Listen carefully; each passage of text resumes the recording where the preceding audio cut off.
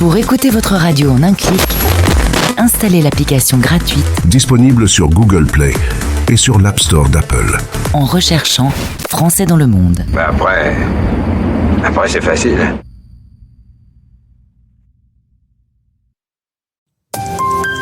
Françaisdanslemonde.fr, la première plateforme multimédia d'aide à la mobilité internationale. Bienvenue sur notre podcast, je suis Gauthier Seyss et j'ai le plaisir de passer 10 minutes avec Sophie Gidrol, direction le Kenya. 10 minutes. Le podcast des Français dans le monde. Françaisdanslemonde.fr. La dernière fois que j'ai échangé avec Sophie, elle était sur l'île Maurice. On parlait un peu de l'île Maurice, c'est vrai que c'est une île, de temps en temps c'est bien de changer aussi. La voilà installée depuis 8 mois au Kenya. Bonjour Sophie. Bonjour Gauthier. Alors c'est vrai qu'on se lasse un peu des îles de temps en temps. Au bout d'un moment, on a envie de bouger un peu plus loin que là où se trouve l'océan. Alors c'était merveilleux comme étape, mais en effet, c'est aussi chouette de retrouver un continent. Et si je te parle des apéro-plages, tu verses une petite larme ? Une petite larmichette, tout à fait. Apéro-plage et coucher de soleil, c'est vrai que ça donne un autre horizon et c'est très agréable, mais c'est un temps révolu.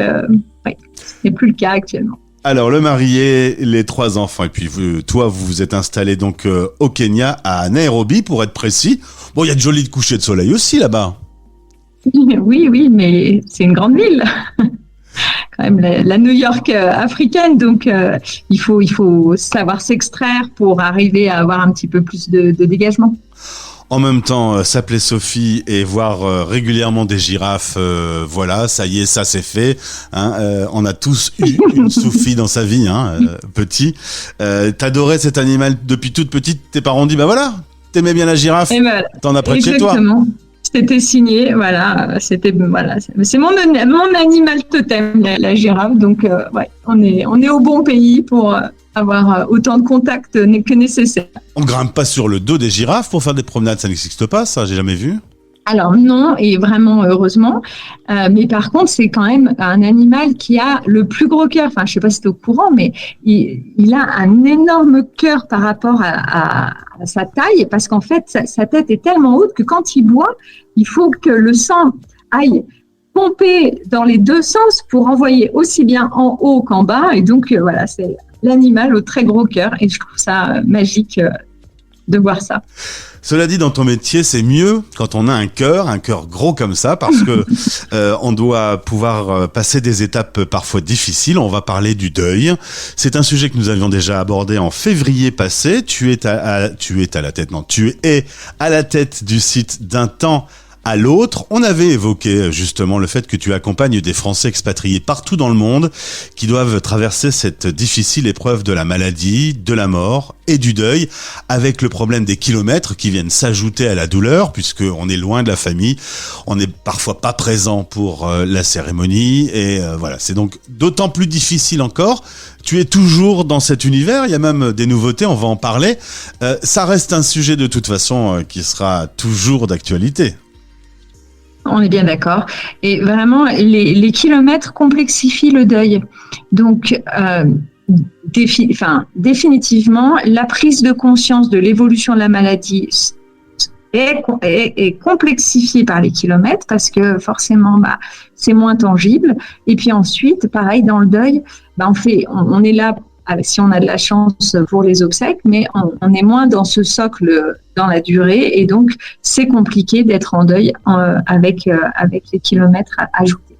Alors on avait pas mal parlé de ce sujet ensemble. Là on va s'arrêter sur un nouvel éclairage proposé dans un album jeunesse qui s'appelle Soul, et un éclairage fait à destination des plus jeunes, parce que ça aussi c'est une épreuve à gérer. Expliquer le départ d'un proche à un enfant. C'est un livret pédagogique que tu as écrit avec Joël Stofacher, c'est ça ? Tout à fait, oui, Joël Stofacher.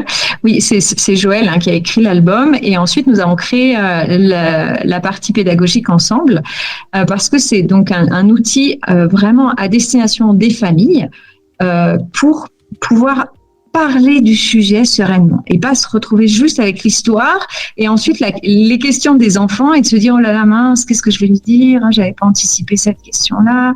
Là, il y a vraiment l'histoire et puis des petites activités ensuite derrière, aussi bien pour travailler la culpabilité, qu'est-ce que c'est que la mort, comment en fait remettre la mort dans le cycle de la vie, toutes ces choses qui sont normales et naturelles d'en parler, mais qu'en tant que parent, on est un peu pris au dépourvu. Donc vraiment, Soul, c'est un outil pour pouvoir se dire, bon, là, il n'y a pas de décès dans la famille. L'enfant me pose quelques questions. Ou c'est l'été, je suis plus détendue, je vais prendre le temps de lire Soul en premier et ensuite de lire à mon enfant.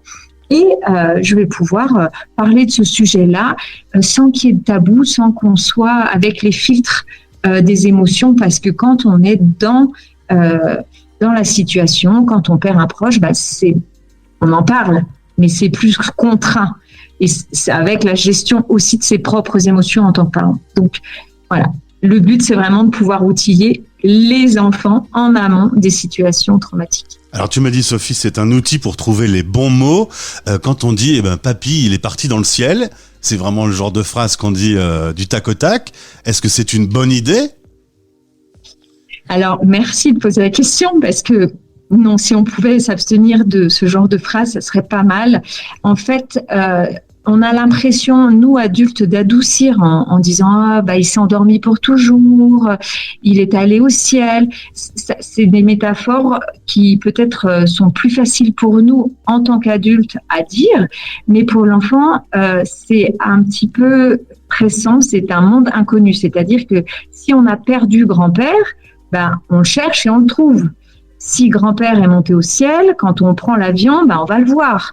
C'est tout des métaphores qui n'aident pas l'enfant. Alors que si on lui dit, il est décédé, on dit qu'il est mort, son cœur s'est arrêté de battre, il a fini de vivre, c'est très concret.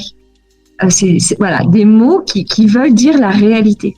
Le fait de parfois prendre un exemple comme ça, abstrait, va complexifier finalement le fait que l'enfant va rien comprendre du tout. Il va regarder le ciel, il va dire mais où il est papy quoi.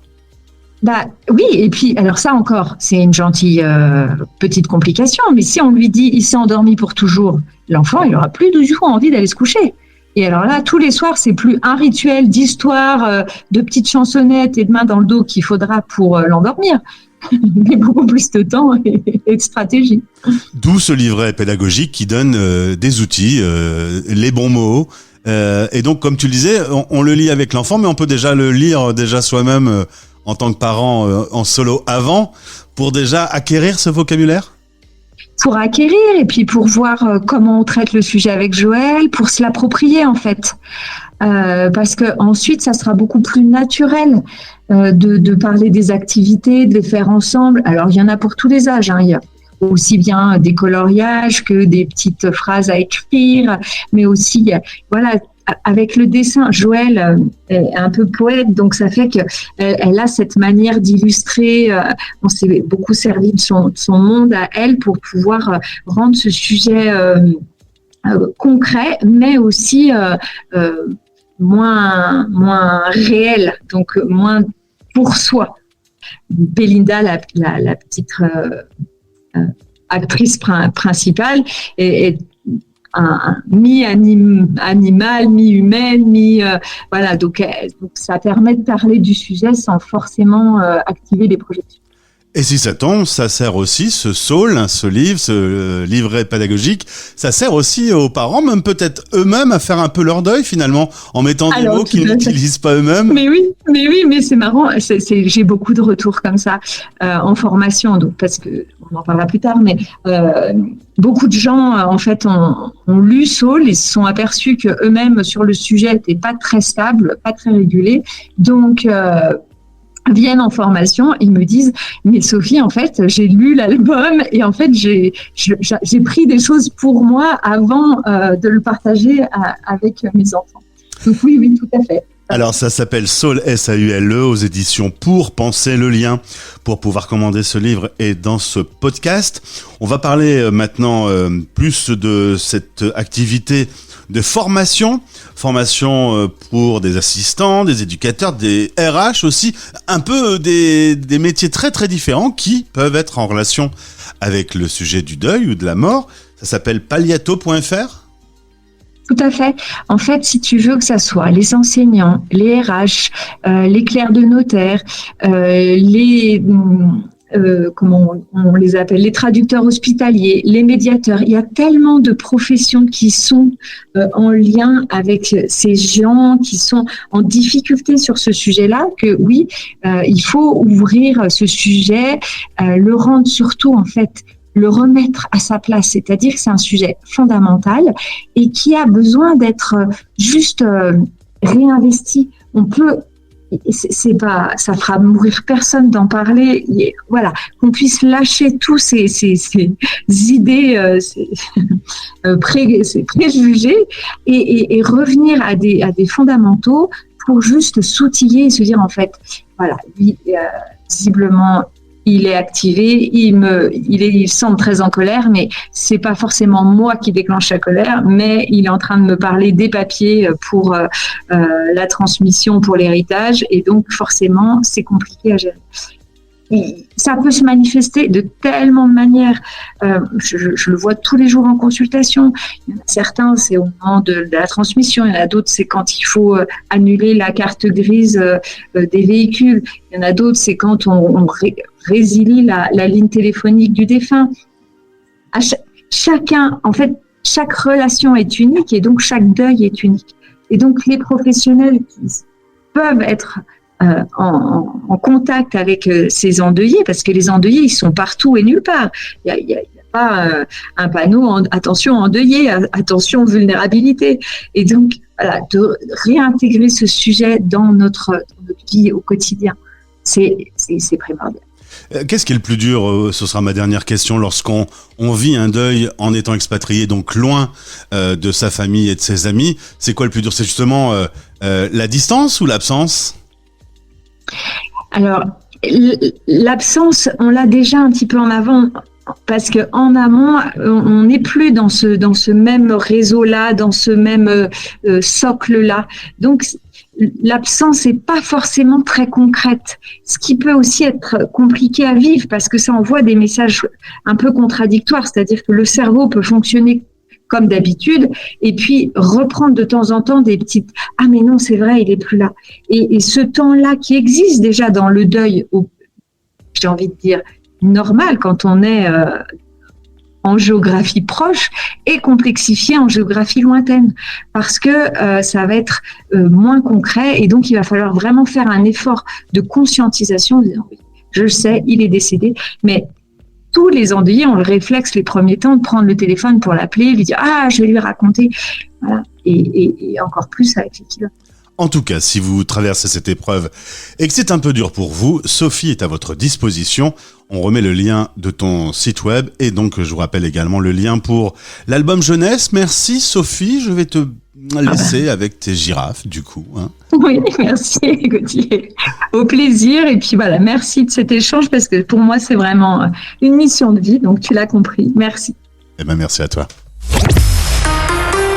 Français dans le monde, Français dans le monde.